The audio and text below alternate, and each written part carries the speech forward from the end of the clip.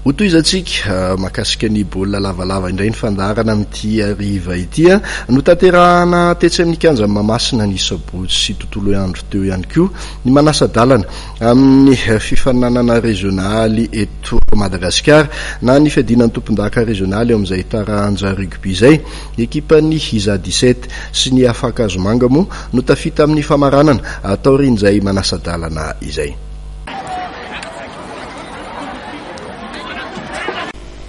Efa tany amin'ny minitra farany lalao avokoa voafatatra ireo ekipa roa tafita amin'ny famaranana nandritra ny manasa-dalany fiadinan'ny tompon-daka régionaly taranja rugby natao tetsy amin'ny kianja Mahamasina ny sabotsy teo amin'ny akatoky ny famaranana voalohany aloha dia tamin'ny Mokafoy 17 no 17 no batan'ny ekipan'ny Iza 17 reto miakanjo manga antitra amin'ny sary reto mifandresena nanoloana ny ekipan'ny Mangara.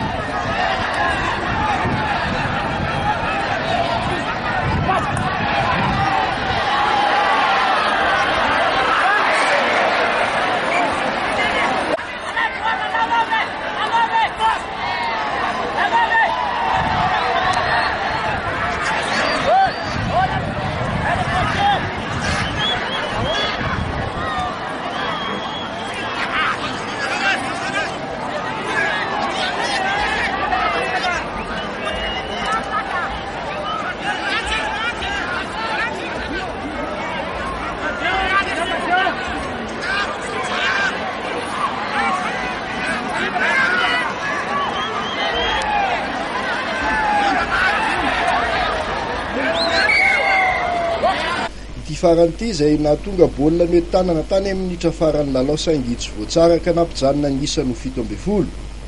Ny alohan'ny fialan-tsasatra dia efa nitarika tamin'ny isa 13 no 9 ny Iza 17.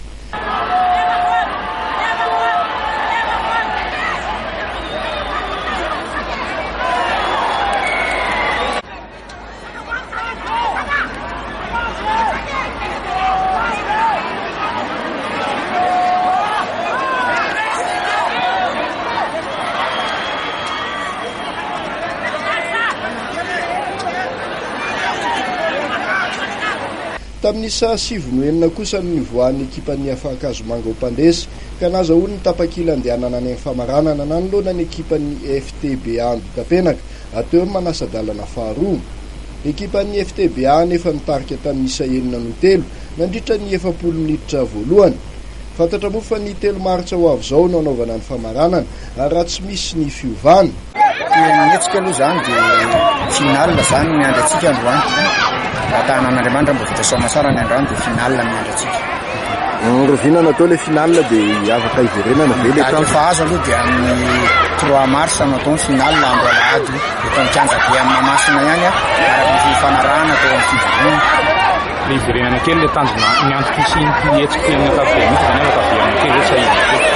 Miantoko isin'ity olona karakarainy commissionna régionale ity dia fanatanterahana ny rafitra izay apetraka ny fédération satria ny fédération zany dia mametraka hoe misy ny section dia rafitra communal dia misy ny régional zany rafitra amin'ny fivondronana Analamanga dia eo moa zany ny fédéral ho an'ny Madagasikara ray manontolo fanatanterahana izay rafitra izay zany ny aton'ny anatanterahana izao baolina régional izay. Ny aloha ireo manasa-dalana roa goavana ireo moa dia nisy ny feonan'ny Boantsika Jivevavy.